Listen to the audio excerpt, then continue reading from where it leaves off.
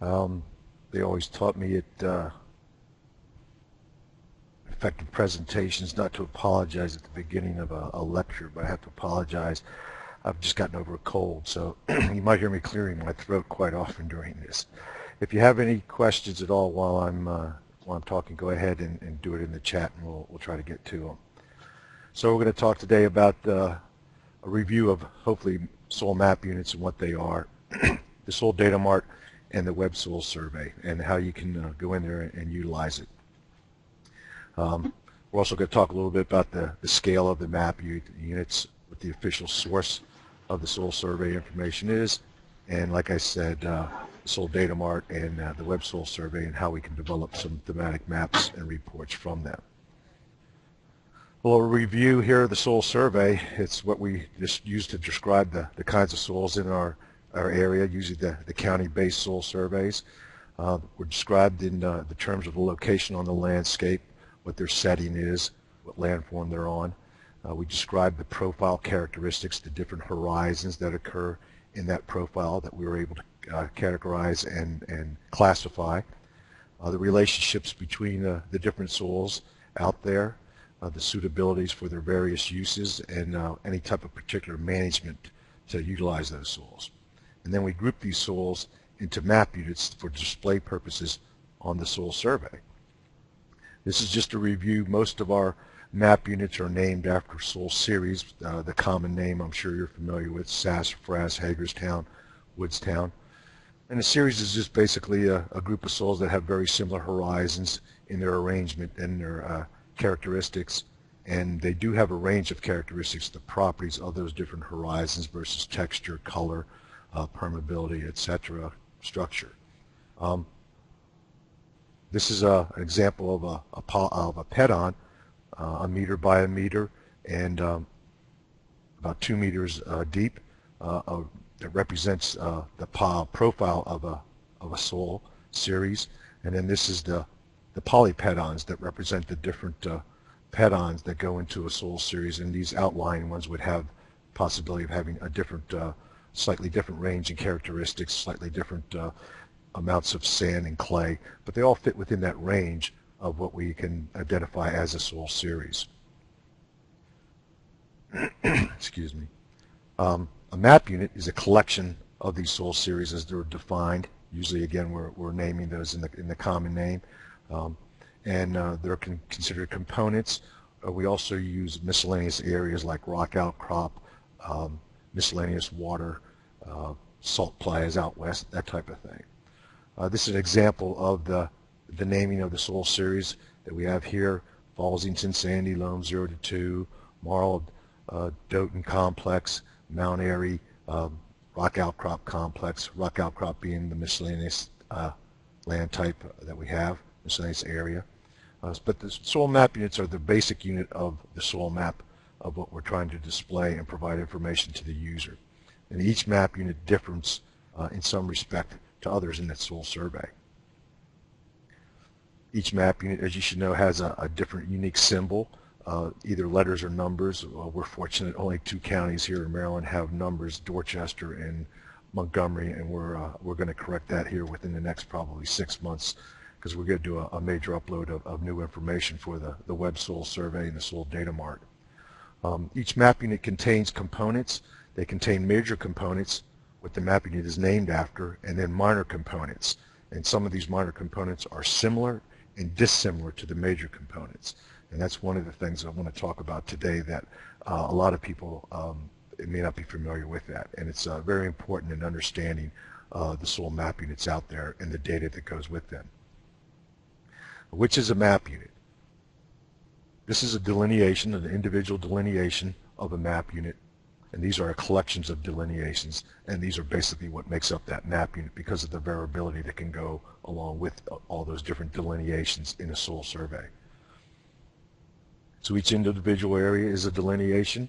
The boundaries are drawn wherever we see a significant change in the soil type. Usually this happens depending upon the landform change, whether it's a slope, terrace, floodplain, open water, depressional area, whatever it may be. These are the types of map units that we have: con associations, complexes, associations, and undifferentiated groups. Excuse me. I see Michael has a question. Yes, the PowerPoint will be available at the end of the training. We're going to put it up on an FTP website, I believe, with MDA. That doesn't mean that you can leave the room and not listen to the PowerPoint. Associations, I had them highlighted because basically we use those for the general soil maps for the individual counties, which are very few and far between now that we have the web soil survey. So we don't use them very often, so I'm not going to dwell on them. The county associations are monotaxi types of map units. They're dominated by a single major component and the similar soils that may go with that major component. Here's an example of the Fallsington sandy loam. Fallsington is the soil series name that goes named for that map unit, and then sandy loam is the phase that goes along with it, which is the surface texture, and of course we have the slope. An example, Hagerstown, again, the series name of the major component that map unit's named after, and then silty clay loam, the surface texture with a gravelly modifier.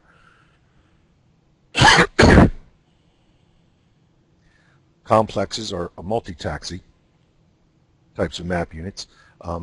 This is where we delineate areas, either two or more dissimilar major components that can occur in a consistent repeating pattern, but we can't separate them at the scale that we're mapping them. Examples, Mart-Doten complex, Galestown urban land being a miscellaneous area complex. Sometimes the word complex is dropped if the two soils have similar surface textures, such as say silt loam. It would be Mart-Doten silt loams, 0 to 2%. But you always can know that it's a complex because of the little dash that's between the two names of the series or the miscellaneous area. Another type is undifferentiated groups, or multi-taxi, again, two or more dissimilar major components that are not related in a consistent pattern, repeating pattern on the landscape. But the overriding factor is that they're very limited for their use in management, and we usually find these on very steep slopes, stony areas, or flooded areas like floodplains and tidal marshes here in the coastal plain.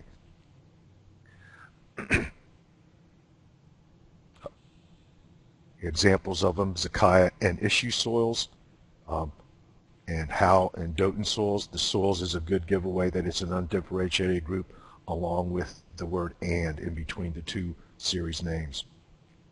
And again, the symbol will be capitalized. There will be all capitals for the letters for that symbol.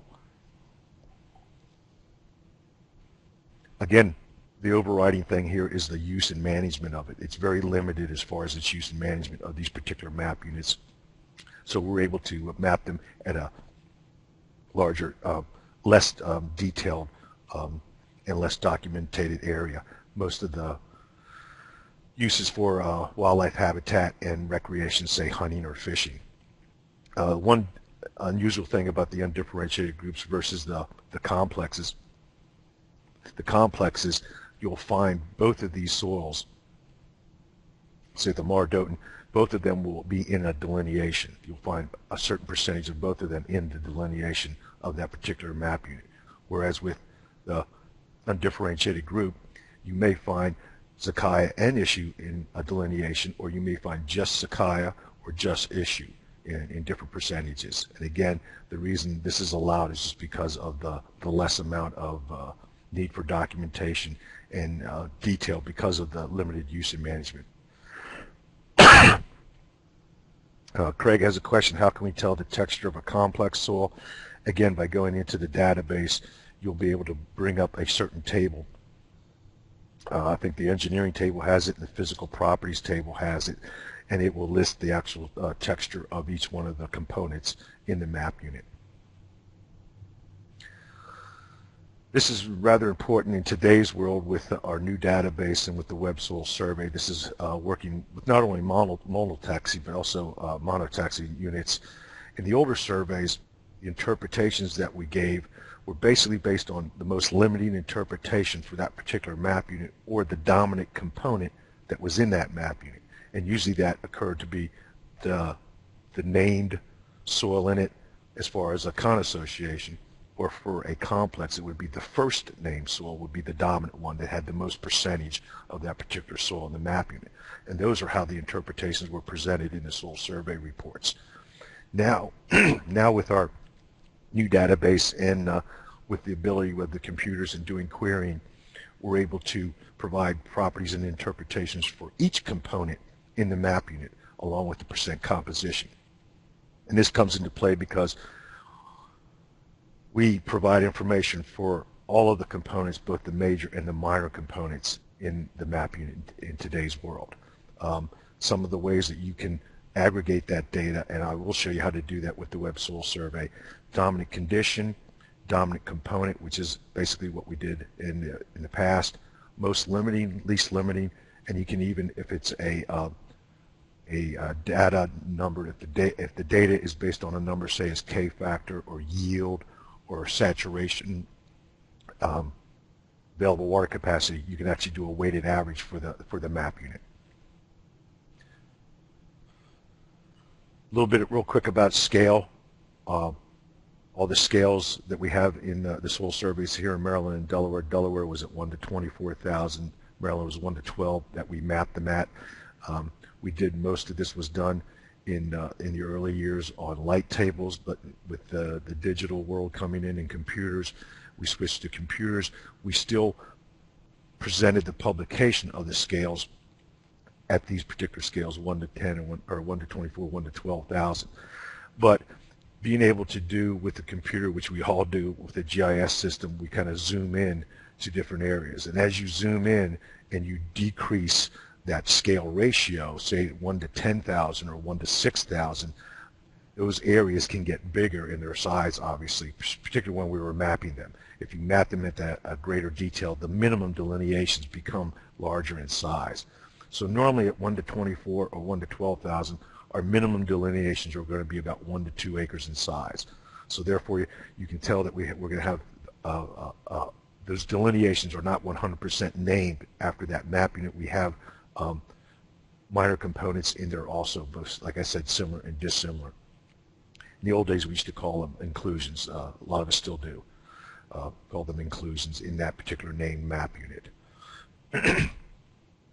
So it's just a little, caution that be careful when you are zooming in at a scale less than or greater than 1 to 12,000. The ratio less than that the accuracy of that line placement is going to show up, obviously, particularly along, say, maybe water bodies or floodplain areas. You'll see that line isn't exactly where it is because that line was drawn at a different scale. So the map unit composition and the components, I just wanted to go through this to kind of hopefully this will help explain it a little bit here. So we have the Fallsington Sandy Loam Map Unit, FAA. And it is basically made up of Fallsington Sandy Loam. There's 50% of it. And this is hypothetical, basically, and it's considered a major component. Also considered in that Fallsington name of that Fallsington map, maybe Fallsington Loam, different surface texture, basically. And there's about 10% of that, and that's a similar soil and a minor component. And then we have Hurlock's loamy sand. We consider it a similar soil also, minor component, less than the major component. Hurlock's poorly drained, like Fallsington. It has a little bit less clay in it, so consequently it's considered similar because it doesn't vary too much different from the Fallsington map unit. We can map these out though when they occur in a repeating pattern with the same soil. So we do have Fallsington Sandy Loam, Fallsington Loam, and Hurlock loamy sand mapped in the same survey area. But it's just because of knowing where they are in the landscape and what part of the county we start to find them repeating themselves that we're able to separate them out. But in this example we have, so basically we have Fallsington Sandy Loam as the map unit, and within that map unit we have a major component of Fallsington Sandy Loam, a minor component that's similar to it, and a minor component of Hurlock loamy sand similar to it. So when you see the major component Fallsington Sandy Loam, you may see 80%, and that's going to include these minor components that are similar because they're similar in their interpretation.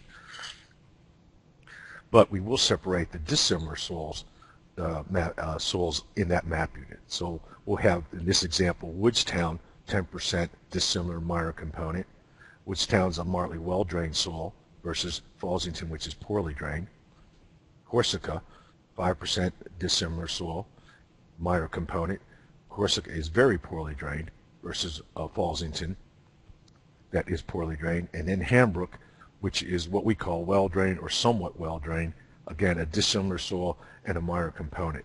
So these minor components make up a total of 20%, and these are dissimilar, and they will be separated out and named in the map unit, and we'll name where they are. In this case, here's an example of it, of a Fallsington delineation, Fallsington sandy loam delineation, and you can see right next map to it, we have the Woodstown map unit, and over here we have a Hambrook map unit. So again, there's minor inclusions, minor components that are dissimilar to Fallsington within this delineation. There might be a little tiny rise right here, about a half an acre in size, and that would be your, say, your Woodstown unit that's smartly well drained. And over here there might be a little depressional area that's a little bit darker in color and wetter, which may be the very poorly drained Corsica soil series. So again, this thing is not made up of 100% of the named map unit Fallsington. It has inclusions, minor components that are dissimilar also included in it, along with some minor components that are similar to the Fallsington unit. If you have any problems with the soil survey data, you can send it to my boss, Amanda Moore. She's a state soil scientist with NRCS. And if you include the location, a description of the problem, and if possible a map, then we can forward that on to our regional areas, regional soil survey areas that handle the updates that we're currently doing continuously now. Rather than in the past, we did them about every 20 years or so. So the data is being updated all the time, constantly.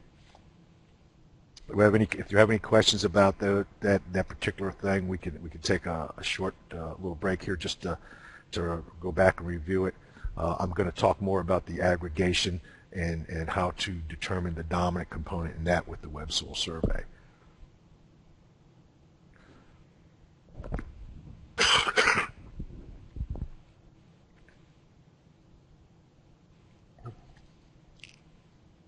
Okay, we're going to talk a little bit now about the soil survey data mart, or the soil data mart.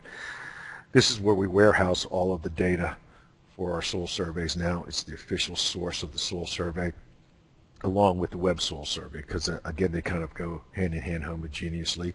But the soil data mart data supersedes any other soil survey information that we may have. This is the URL for it up here. You can get to it in many different ways, and obviously in today's world the easiest thing to do is Google it or Yahoo it, and it'll come up with the website to go to. This is the opening page on it, and it's basically fairly easy to do once you get a little handle on it. It has the ability up here to different things, state contacts, the templates, we'll talk about that, any metadata you may need, a status map of any of the surveys in the United States, even a U.S. general soils map. A lot of information down here, how to use the soil data mart. This is a pretty good document, a PDF document right here. So the first thing you do is you begin by selecting your state, and I've skipped a couple steps right here, but they're pretty easy. You basically select the state. It comes up with a list of all the states in the United States. You select that state, you select the county. It comes up with a list with all the counties in the in that particular state, and then you go ahead and select a survey area.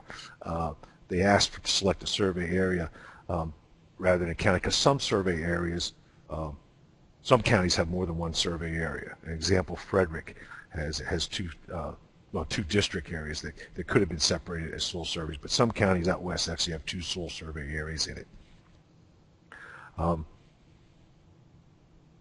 Over here, they basically tell you what data is available, and in this case, Caroline County, we have tabular and spatial data is complete. Tabular being the attribute, the properties, the interpretations, and then the spatial being the polygons, the delineations. And this just references over here a definition of what the different things that may pop up in that window as far as whether they're complete or not complete, or only tabular data is available. A nice thing over here that's important, subscribe. If you click on that, it'll open up a window that you can put in your email address, and every time we update this database for this county, we will send you an email to tell you that we've updated it and that you should go back on the Soil Data Mart and re-download that data if you're using that particular data in your computer, whether you're using it in MS Access, which I'll talk to you about, or in a GIS system.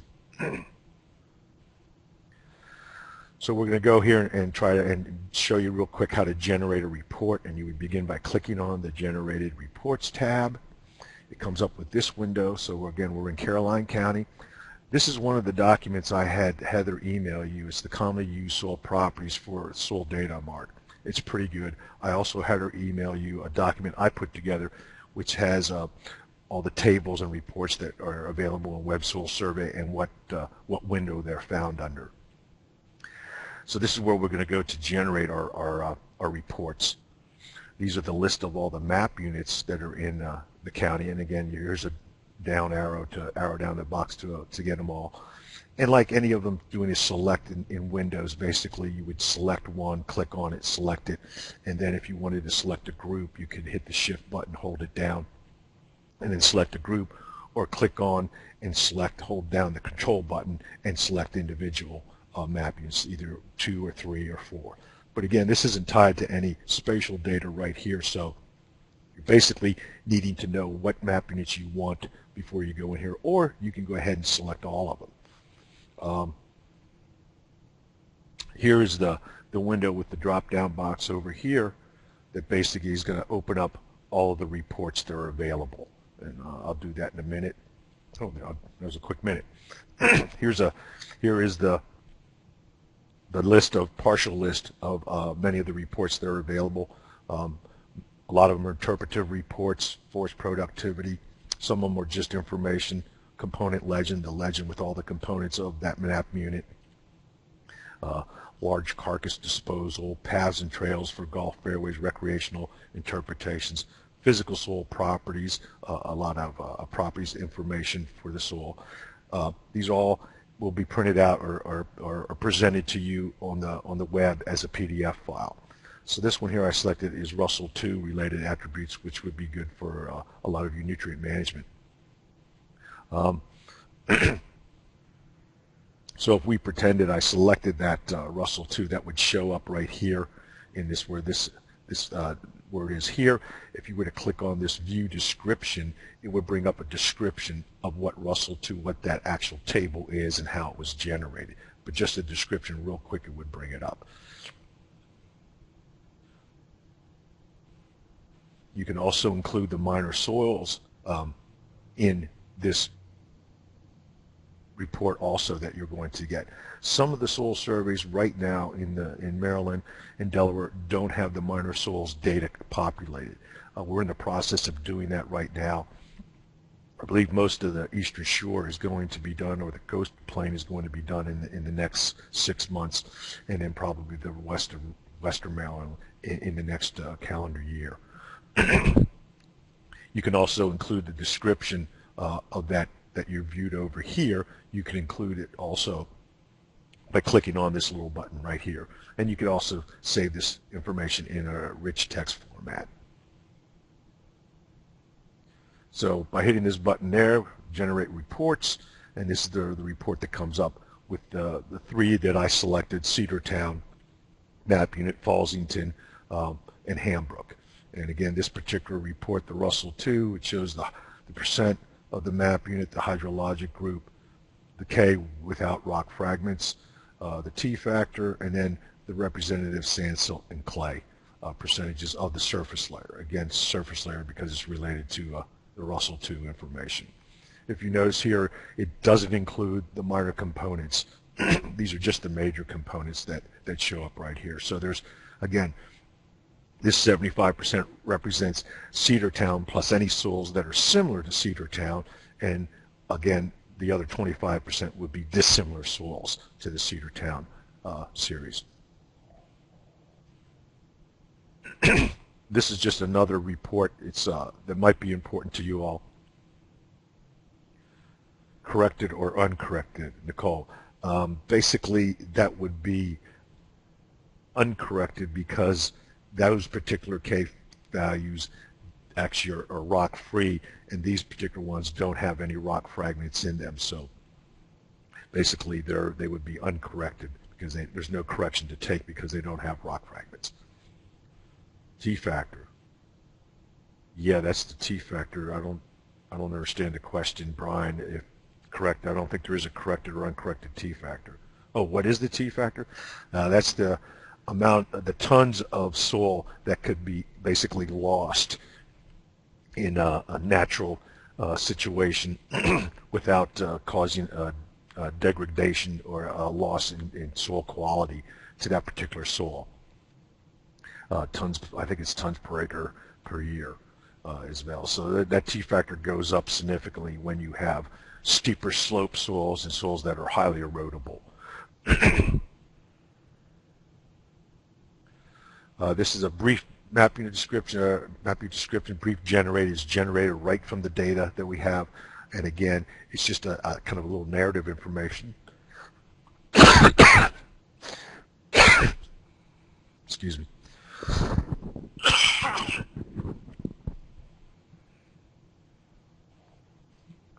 That has some information that might be of value to it. Unfortunately, but it is probably one of the only places that I know of in the soil data mart where you can actually get the drainage class of the particular soil series, which I know is important to a lot of people. But it does have other properties, again, in a narrative form. The land capability class, does it meet hydric soils criteria or not, etc. Again, it's one of the, Nicole, it's one of the reports, and I don't think it shows up here. It's right above here, basically.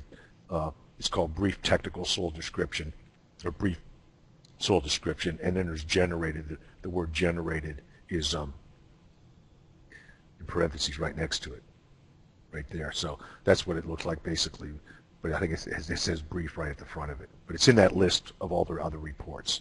And that's one thing you can do is go through that list and take a look at all those things, kind of play around with the soil data mart to get familiar with how you use it and how much information it will provide you. Go from generating reports, it's a little fancy animation, to downloading the data. And this is where you can actually download this data, both the tabular and the spatial data, and put it in your computer, and so that you don't have to go on the web every time in order to generate these reports. So this is a handy thing to do, and it doesn't take a whole lot to learn. Basically, when you click on that download this data, it's going to give you the options to either download just the tabular data, or you can download the tabular and the spatial data, again, which is the polygons and the delineations, or download just the spatial data. Let's say if you have a GIS system like ArcMap or ArcGIS on your computer, that you can use that information, or just to download a template. Basically, what's happening here is that we're going to download the data, say the tabular and the spatial data, and we're going to use an MS Access, Microsoft Access template to be able to run this on our own computer. And there's many, many templates. This first one is the default one that brings up, and this is what most of the ones in Maryland are running off of, this very first one that comes up. There's a lot of different states have different templates, and again, you can arrow down over here to get to the different templates that basically run that data. Like I said, here in Maryland, we have a template here, the first one, the default one that we use. I think Delaware has maybe a special template in there that they require to use.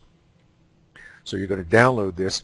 Just real quick, you can pick what shapefile you want the spatial data to be in. If you're not running ARC, there are other spatial data in there that you can down arrow and see. And you can also pick a coordinate system for the spatial data. But basically, you'll go down here and write in your email address, and it will send you an email that has a link to an FTP site where you'll be able to download this data. And hitting the submit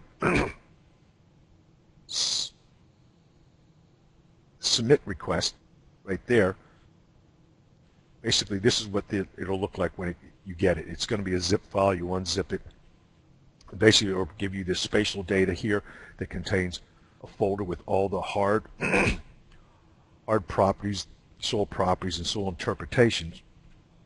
You won't be able to make heads or tails of it. The same thing with, I'm sorry, that's the spatial data, which is the polygons information, the shape files that we provide, which is not only the lines, but all the spot symbols also, and then the tabular data, which has all the properties, soil properties, and the reports and the interpretations in it. And again, like I said, you won't make heads or tails of it, but what you'll do is in that template, you'll be able to click on the template, and it looks a little bit like this, and it'll open up and it'll ask you where is that tabular data, and you'll go to the same place where you downloaded that tabular data. You tell it where it is, and then it'll create this .mdb file, which is an MS Access database file, and basically you'll be able to click on that, and it'll open up basically something very similar to Soil Data Mart. And this is what it does. After you've downloaded it and you click on it, it opens up a window like this, which, as you can see, looks very similar to what the Soil Data Mart had. It has the list of the map units. It has the list of all the reports here that you can, of course, down arrow over here. You can select all of them, unselect them. You can include the minor soils. You can include a description, and again, you can generate the report. And again, it generates the report in the exact same fashion as a PDF file that we did on the Soil Data Mart. So again, it's pretty nice because all you need is MS Access loaded on your computer, which most of us have, that you can download this information and not have to go to the website and worry about any problems going to the website, especially if you don't have a T1 line, or if you got slower, or even if you have dial-up. You'll eventually be able to download this information and then just use it on your computer to generate the reports, the selected reports that you need, and the selected map units that you may need. And again, there's a lot of reports and a lot of information that you'll be able to download and print out or to take a look at. Okay, that's about it for the Soil Data Mart. I'm going to move on to the Web Soil Survey, but again, if you have any questions, go ahead and type them up, and I'll try to get to them. All right, the Web Soil Survey, it's our principal data exploration and delivery tool. It's one of the best things that we've done for the Soil Survey program, because it's really opened up the Soil Survey to a lot of different people. You won't believe how many more questions and inquiries we have about the Soil Survey, and how more well-known the Soil Survey report and soils information is now that we have the Web Soil Survey. It has replaced our traditional hard copies. We are not publishing any more hard copies of the soil surveys anymore. It got too costly, basically. And this way we can basically, like I said before, we can upload new information at any time that it's available. We're probably gonna not do it except maybe once a year, if that, to provide new information. But it does give us the opportunity to improve the quality of the soil survey, both the attribute data, the properties, interpretations, and also the spatial data, the line work, basically. Here's the URL for it, but again, if you just Google or Yahoo Web Soil Survey, it'll take you right to it. Again, the biggest things, that we have immediate access, especially if you have a pretty fast computer and a good cable line, whatever. You really move quite along with it. You can develop custom reports, which are very nice. They're all in PDF form. That address those specific questions and concerns for the survey area that you're involved with and your specific property.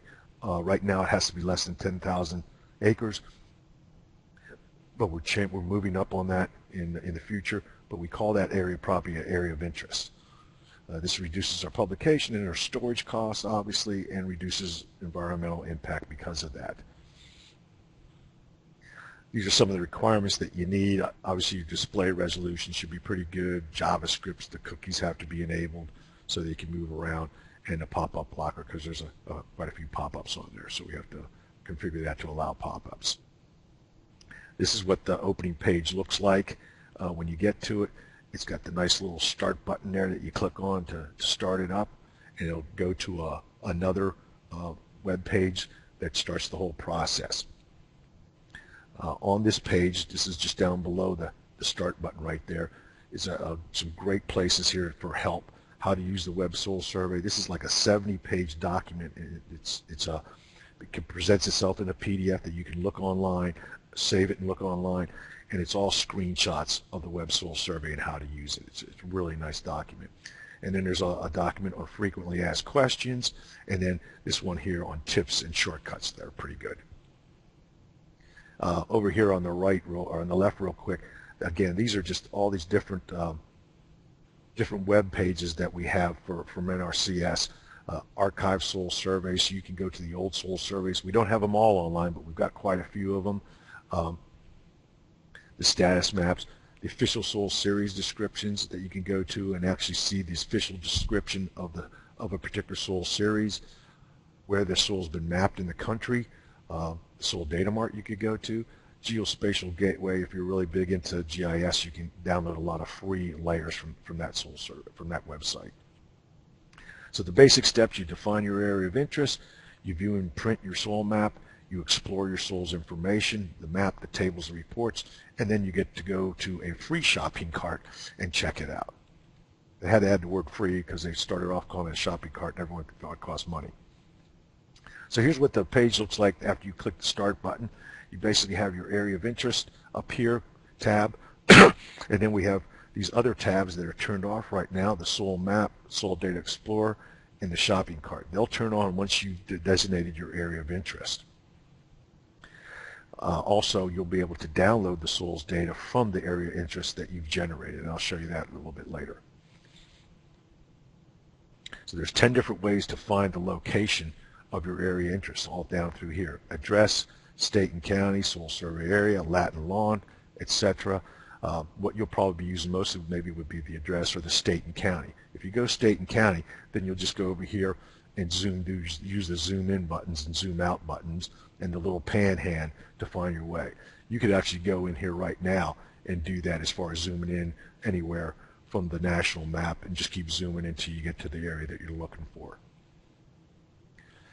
I'm going to demonstrate to you how to do it by the address. So I've got an address in here. This happens to be the address for the Baltimore County Service Center for NRCS. So we just type that in.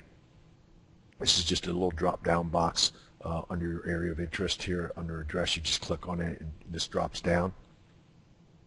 Then we hit view, and we have a view button at the bottom, and we also have a view button at the top. And it comes up with your area of interest. It doesn't come up that fast, but it does come up pretty good, especially if you have a good cable line going to the internet. So now you're going to define your area of interest. You've got to the location of where you want to go, so now you want to define it. There's different ways two ways of defining it. You can use this one box, which is the rectangle box, which you're familiar with, creating text boxes or whichever you left click, hold it down, and then just drag it, and it opens up a rectangle.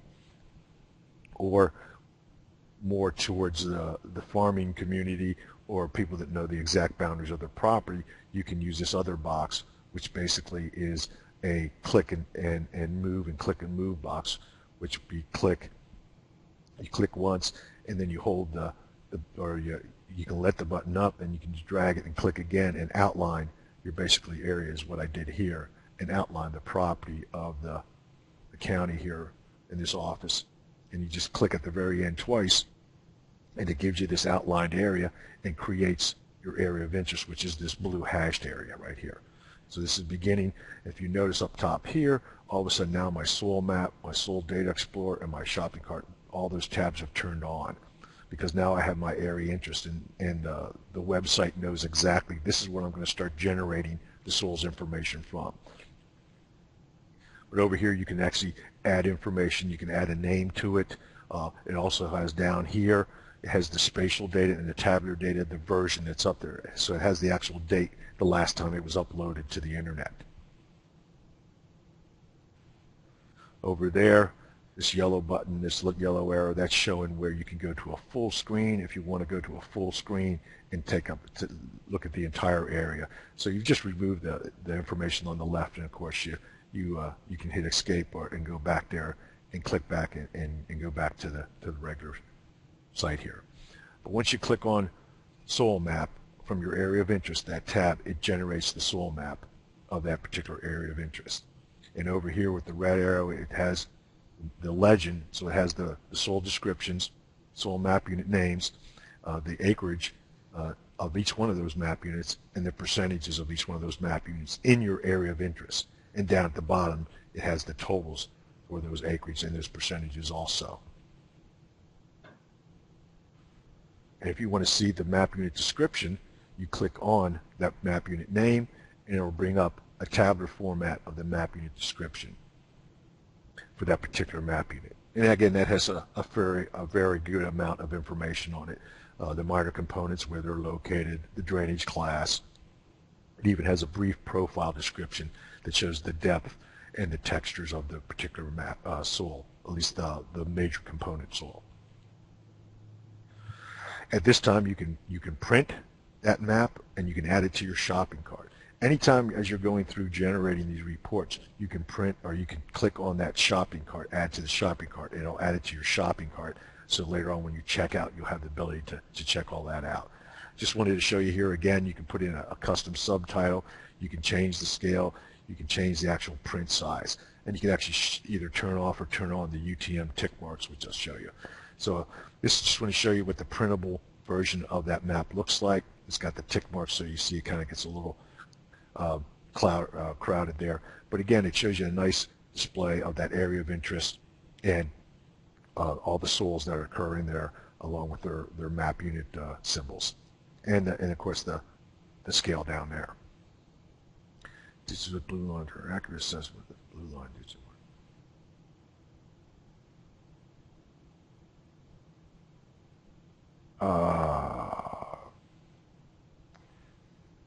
Not on the web soil survey, William Sherman. The web soil survey uses the hydrology from the Tiger files, which are very broad-based. They're almost like using, looking at a topo map, which is not real accurate. It's one of the drawbacks I guess we had when we quit doing the hardback covers. We lost the ability to provide good hydrology to the user with the soil survey report. Again, we do have a lot of hydrologic layers in-house that probably could be available to anyone who wants them, but they're just not. We just haven't had the ability yet to get them up on the web. Right now, they use a national system, which are the Tiger files for those. So really, to get a blue line ditch and any surface water, you should be probably going to the topo maps, because that's mainly what most of the regulatory authorities go to. Okay, after we've explored and analyzed the soil data, now we can learn the terminology, we can create the maps and the reports of the interpretations, and hopefully it's a minimal learning curve with the hard work requirements. So now we click on the Soil Data Explorer tab, and it opens up this window over here that lists all these different suitabilities and limitation tables that we're able to generate. And again, we're going to generate them as individual values so that we can generate a thematic map. But you notice all these other tabs that open up. Intro to Soils, the Suitabilities one, which is the default that opens up first. Soil Qualities and Properties, which has the individual physical properties, erosion quantities, that type of thing. Soil Reports, which is similar to the information you get from the soil data mart. Again, it combines several interpretations into one tabular format so that basically you can't generate a thematic map from it.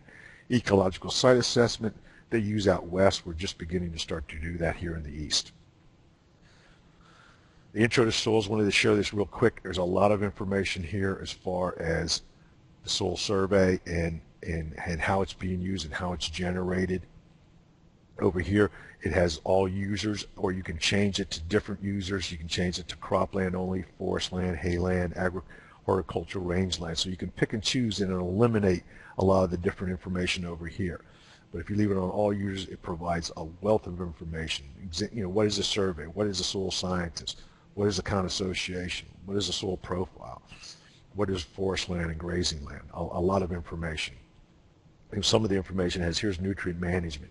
That's under the cropland management. And this thing over here on the right, that's probably about 4 or 5 pages long. It's got a couple color pictures in it. Really interesting information. So it's a good source for general information about soils. So here we're going to do real quick a suitability limitation use. There's approximately 80 interpretations that are underneath all these different windows right here that you can open up. You can open up all of them, or you can close them all, or just open up, one at a time. If you reference the second email that Heather sent you, the available soil tables and properties, you'll see that they coexist with these particular ones. So we can generate a thematic map that's suitable for that specific land use. Here's an example. We're going to vegetative productivity, and we're going to look at yields of non-irrigated crops, particularly corn yields. And this is the map that was generated for corn yields. Down here is the table of that map. If you click on the legend over here that's circled in red, it shows you what the different colors show on that thematic map as far as the amount of production for corn yields. And then below that map here is the table that shows the production. Again, it shows you the acreage of the AOI and the percent of that also, but it shows you the rating for the yields per corn, bushels of corn per acre. And then below, I just clicked on this. This is the description. If you click over here, it has view description. This is what comes up with the description right here of that particular table. And down here it tells you what crop you use, what the yield is in, the aggregation method. In this case, it was dominant component, and then if was there any percent cutoff that we use, which is you can basically cut off on the percentage of the components that you want to see. Again, so you can eliminate all the minor components. So I want to show you real quick the advanced options, which have to do with this aggregation method. So if you click on that advanced options button, this window opens up right here below us. If you want to see what this information is all about, you click on that question mark, and it has all the information about what I'm going to tell you, but obviously more detail. And I wanted to point this out because yields for non-irrigated crops, the default is weighted average, which is not a really good default because we always usually like to see it in bushels per acre.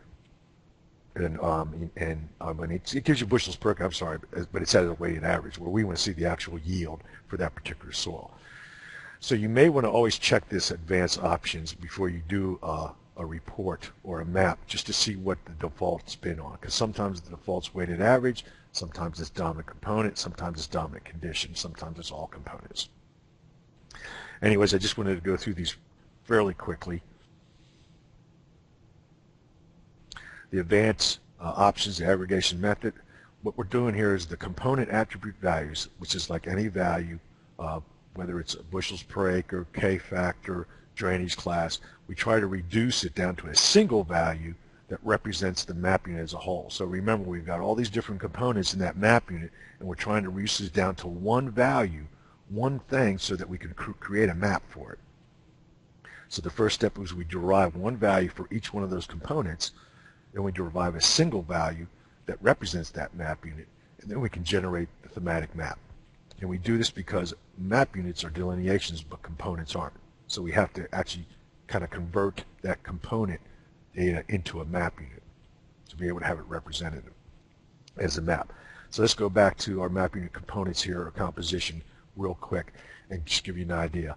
If we were to assign the K factor to all these different components, and you can see I've got 0.20 for sandy loam, Fallsington, 0.28, 0.10 for the loamy sand, Hurlock, 0.20, 0.24, 0.28.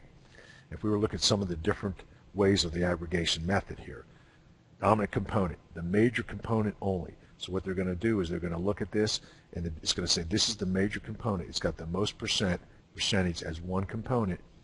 That's what it's going to return to you as a value for the K-factor when it generates the map. And this is going to do this for all the map units in your area of interest. Dominant condition, it's going to look at all the components. Oops. So it's going to look at all these components and look at the dominant condition. So it's going to go, okay, I got 50% 0.2, I got 10% 0.28, I got 20% 0.10, I got another 10% 0.2, 5% 0.24, 5% 0.28. So I got 50% 0.2 and 10% 0.2. That's 60% 0.2. That's my dominant condition in this particular map unit. I've got the only other ones I've got two here. I've got 0.28, 0.28, 5%, and 15%. They would come in second. That's 15%. So that's not my dominant condition. And the other ones only come out as 20% and as 5%. So my dominant condition is the 50% and the 10%, which adds up to 60%. So that's what it's going to return. It's going to return that 0.20. It just so happened it was the same as the major component. You can see this could be totally different if my map unit was a complex or an undifferentiated group. And the two major components had different percentages.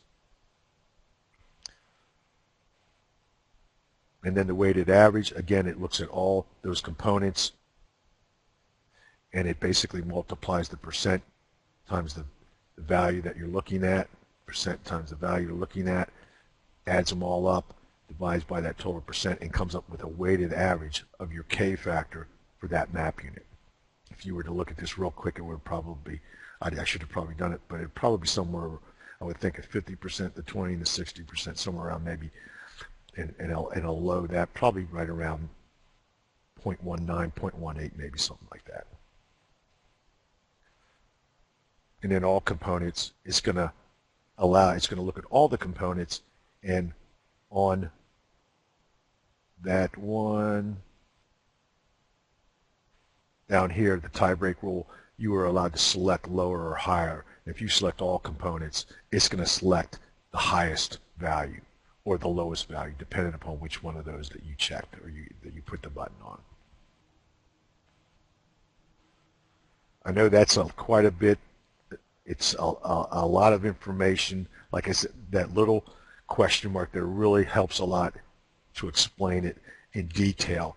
You have to read it over a couple times, but it's basically just taking all those individual components that we have and trying to decide how you want to query them and aggregate them, put them together to come up with what you're looking for your information that you want to present in your map. Soil properties and quantities, there's approximately 46 tables under all of these. You can see some of those features there again. And again, real quick, here's one under soil qualities and features. A common one is drainage class. You can click on that.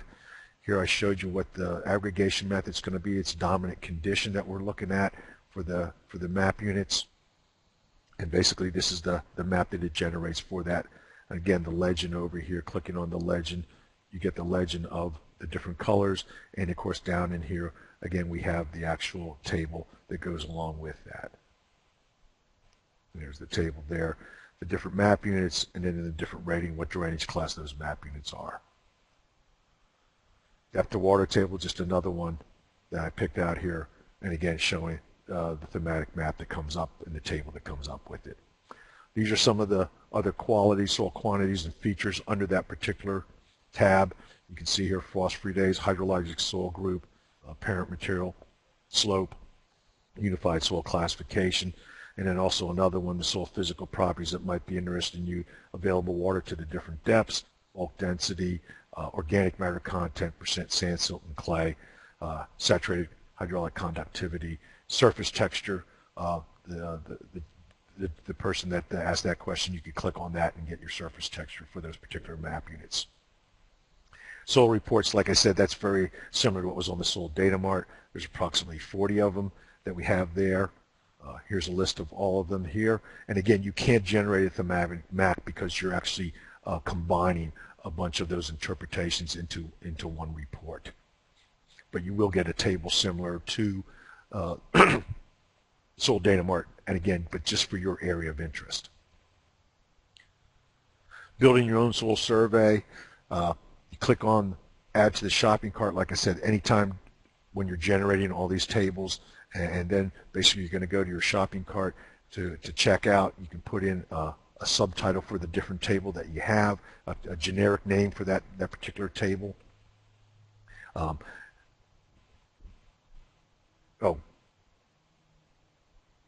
And then it'll bring up basically a customized things that you can look at. You can put in a subtitle here. Again, you can change your map scale, your print size, show or not show the tick marks on your map. And over here is going to be your table of contents. That's going to be printed with your custom report. Some of them are turned off that you can't change. Obviously, you got to have a cover, a prefix, and a content. You can take out how the survey was made.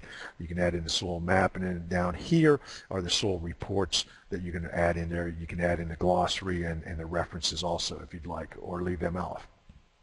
And then you're going to be able to get it right now. It'll bring it up to you on screen, or you can download it as a zip file and download it onto your computer.